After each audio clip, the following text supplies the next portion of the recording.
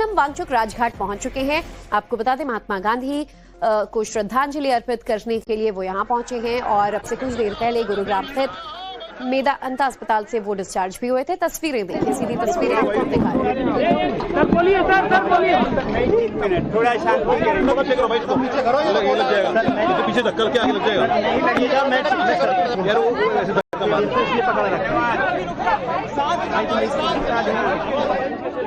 थोड़ा शांत होंगे।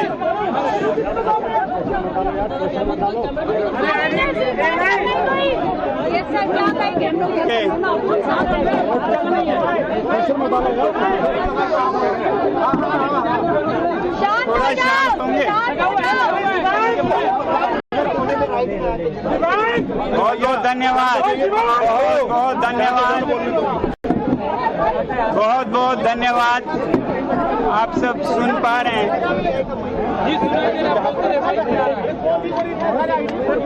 धन्यवाद।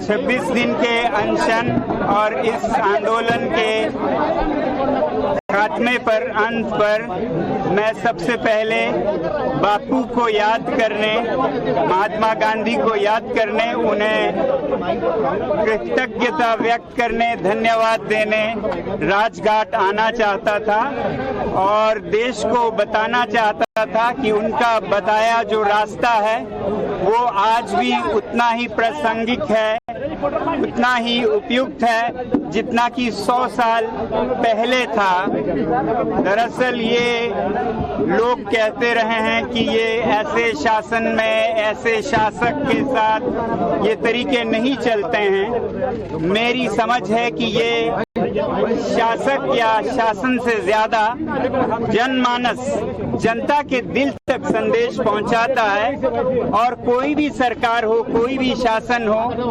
वो जनता की सुनते हैं, चाहे मेरी ना सुने या आंदोलन जो करते हैं उनकी ना भी सुने। तो ये जो उनका तजुर्बा था, एक एक्सपेरिमेंट था, उसे फिर सफल होते देखा मैंने। इससे पहले 5-6 सालों में लद्दाख के स्तर पर हम इस प्रयोग का, गांधी जी के इस प्रयोग का उपयोग करते, उस पर अभ्यास करते आए हैं और उसे बहुत उपयुक्त, बहुत प्रासंगिक देखा, मगर मुझे देश के स्तर पर नहीं पता था।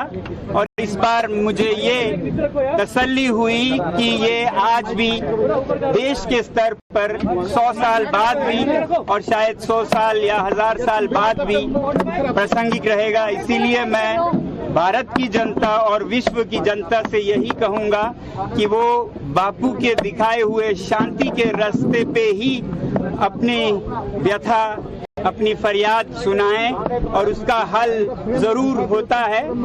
देर से होता है मगर अंधेर नहीं होता है, ये हमने देखा। एक बार में आप सफल हो जरूरी नहीं है, मगर अधिकतर आप सफल होते हैं अगर इस रास्ते पे चलते हुए खुद को पीड़ा दें, खुद के शरीर पे पीड़ा लें और किसी दूसरे को पीड़ा ना लें, तो वो किसी भी कठोर से कठोर दिल को भी पिघला सकता है। ये हमने फिर देखा है। मैं बधाई देना चाहता हूँ इस देश की युवा पीढ़ी को, इस देश के जनसाधारण और सभी नागरिकों को, बड़े बूढ़े, छोटे बड़े, और जो आयोजक युवा थे जिन्होंने इस आंदोलन को बहुत ही शांतिपूर्ण तरीकों से आगे लिया, उन सब का बधाई देना चाहता हूं। हमें ये समझना होगा कि ये अगर हल कुछ हुआ है, कुछ उपलब्धि हुई है, तो वो हमारे बाजुओं की ताकत से या हमारे लाठियों या पत्थर से नहीं हुआ है। ये हमारे शांति की अपील से हुआ है, खुद पर जो हमने पीड़ा ली उससे हुआ है।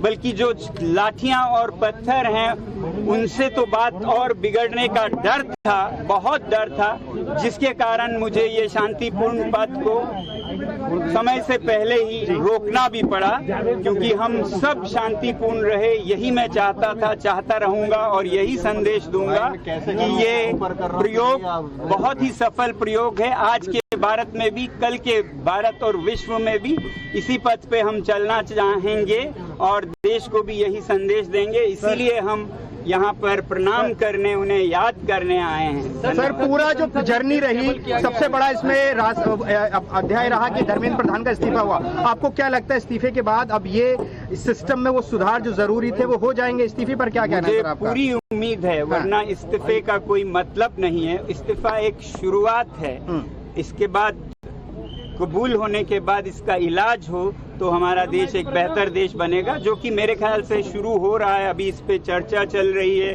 और मुझे उम्मीद है एक बहुत ही सकारात्मक चर्चा के बाद देश के लिए जो भी उपयुक्त हो उसे अपनाया जाएगा और प्यार मोहब्बत से हम एक बेहतरीन प्रणाली को अपना पाएंगे। आज बिल भी लाया जा रहा है सर, पार्लियामेंट में बिल भी लाया जा रहा है। बहुत अच्छी बात है, उस पर चर्चा हो और चर्चा के बाद जो भी उपयुक्त हो अच्छी तरह चर्चा करके उसे अपनाया जाए। एक और मुद्दा है, सीजेपी ने ये कहा है कि लगातार एक्शन हो रहा है। बोल रहे हैं सर, सीजेपी ये कह रही है कि जो एक्शन हो रहा है, पुलिस ने और सरकार ने वादा किया था कुछ एक्शन नहीं होगा, लेकिन एक्शन हो रहा है। 5 बजे मुझे उम्मीद है कि वादे निभाए जाएंगे। जो शांतिपूर्ण जो प्रदर्शन कर रहे हैं उन पर कोई एक्शन नहीं होगा। अगर शरारती तत्व हो जो साफ शरारत के लिए कर रहे हो तो हम ये नहीं कह सकते हैं कि कहीं भी कुछ ना हो और कुछ भी हो, मगर ये बहुत साफ करना चाहूंगा कि शांतिपूर्ण प्रदर्शन हमारा संवैधानिक अधिकार है, उसको आदर किया जाए। बाकी न्याय अपना काम करे। 20 जुलाई को जो हुआ सर, विपक्ष ये कह रहा है, गृहमंत्री को जवाब देना चाहिए, जो गोली चलाई गई है, पैलेट गन का इस्तेमाल हुआ, विपक्ष भी ये कह रहा है सर। जहां भी कुछ भी होता है लोकतंत्र में हर एक नेता, हर एक मंत्री जवाब दे तो होते ही हैं, और जवाब हो तो क्यों ना दें, ये होनी चाहिए। मैं ये कहूँगा जहाँ भी जनता सवाल करे उसका जवाब हो, जवाबदेही की जगह हो, और वो संसद और विधानसभाएं हैं। सर, मैं ज्यादा गांधी जी के इस पवित्र स्थल पर ज्यादा विवादों में नहीं फंसना चाहूंगा। आप लोगों का बहुत बहुत धन्यवाद। माफी की मांग कांग्रेस पार्टी कर रही है सर, बहुत उत्साहित है, सेलिब्रेट कर रहे हैं, इस पर भी सवाल खड़े कर रहे हैं कई लोग। अच्छा कुछ देश में हुआ तो उसको खुशी मनाएं, मगर विजय में भी विनम्रता हो, ऐसे ना करें कि किसी के दिल को दुखे। तो इसलिए मैं यही चाहूंगा कि बड़े दिल के साथ और प्यार और मोहब्बत के साथ आगे बढ़े। बहुत बहुत आप सभी का धन्यवाद जो आप ये संदेश आगे ले जा रहे हैं। बहुत बहुत आपने सुना, सोनम वांगचुक मीडिया से अपनी राय रखते हुए नजर आए। अपनी पत्नी के साथ वो पहुंचे हैं राजघाट। अस्पताल से निकले तो कहा सबसे पहले मैं राजघाट जाना चाहता हूं। बापू की जो यहाँ पर आपको बता दें कि श्रद्धांजलि देने के लिए वो पहुंचे थे, और ऐसे में उन्होंने कहा कि जो रास्ता महात्मा गांधी ने दिखाया था वो आज भी जीवित है, और उसी रास्ते पर लड़ाई लड़ते हुए हम ने बहुत बड़ी जीत हासिल की है। इसीलिए आज वो बापू के समाधि स्थल पहुंचे और देखिए उन्होंने यहाँ पर अपनी श्रद्धांजलि अर्पित की। ऐसे में सोनम वांगचुक ने हिंसा का विरोध भी किया और कहा कि जो पत्थर चलाने वाले हैं उन पर एक्शन होना चाहिए। ये बड़ी बात सोनम वांगचुक ने कह दी, क्योंकि वो अगर महात्मा गांधी के रास्ते पर चलने की बात कर रहे हैं और डिस्चार्ज होते ही सबसे पहले उनके समाधि स्थल पहुंच रहे हैं, तो ऐसे में वायलेंस का कोई कैसे सपोर्ट कर सकता है। और ऐसे में उन्होंने कहा कि अहिंसा का ही रास्ता होना चाहिए, पत्थर चलाने वाले जो भी लोग हैं उन पर एक्शन हो। छात्रों ने आंदोलन शुरू किया, कॉकरोच जनता पार्टी ने आंदोलन शुरू किया, लेकिन एकमात्र इंसान कोई जो 26 दिन तक भूखा रहा वो सोनम वांगचुक थे। वही सोनम वांगचुक जिन्हें लेकर अब सियासत भी शुरू हो गई है। कांग्रेस ने यह कहा कि सोनम वांगचुक ने बीजेपी से डील की है।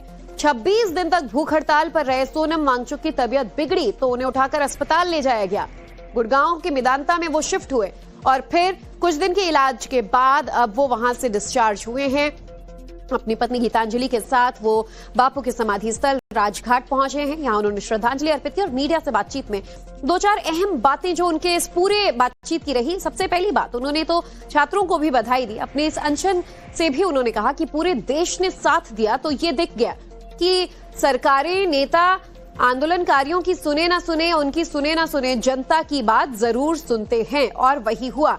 लेकिन जो हिंसा हुई, जो जमकर बवाल हुआ, जो पुलिस वालों पर हमला हुआ, पत्थर चलाने वालों पर उन्होंने कहा एक्शन होना चाहिए, क्योंकि शांतिपूर्ण तरीके से विरोध की बात हमने कही थी और अहिंसा शांति से ही सफलता मिलती है। तो सोनम वांगचुक जो है वो अस्पताल से निकले, डिस्चार्ज हुए। आपको ये तस्वीरें भी हम राजघाट से दिखा रहे हैं और महात्मा गांधी के समाधि स्थल पर वो पहुंचे तो उन्होंने यहां से अहिंसा का संदेश भी दिया और कहा कि आज भी महात्मा गांधी द्वारा दिए गए अहिंसा के रास्ते पर चलते हुए हम विरोध करते हैं, हमें जीत हासिल होती है, लेकिन हिंसा करने वालों के खिलाफ कार्रवाई होनी चाहिए, पत्थरबाजों पर कार्रवाई होनी चाहिए। पुलिस प्रशासन वर्दीधारियों पर, पत्रकारों पर जो हमले इस दौरान हुए उसकी उन्होंने निंदा की, कहा कि ऐसे लोगों के खिलाफ कार्रवाई हो। देखिए, सोनम वांगचुक वही एक्टिविस्ट हैं, वही सोशलिस्ट हैं जिन्होंने भूख हड़ताल तो की, लेकिन सियासत का शिकार भी सबसे ज्यादा सोनम वांगचुक हुए। आज जो विपक्षी दल क्रेडिट लेने में लगे हुए हैं कि इस्तीफा किसने करवाया धर्मेंद्र प्रधान का, वो सोनम वांगचुक पर भी हमलावर थे।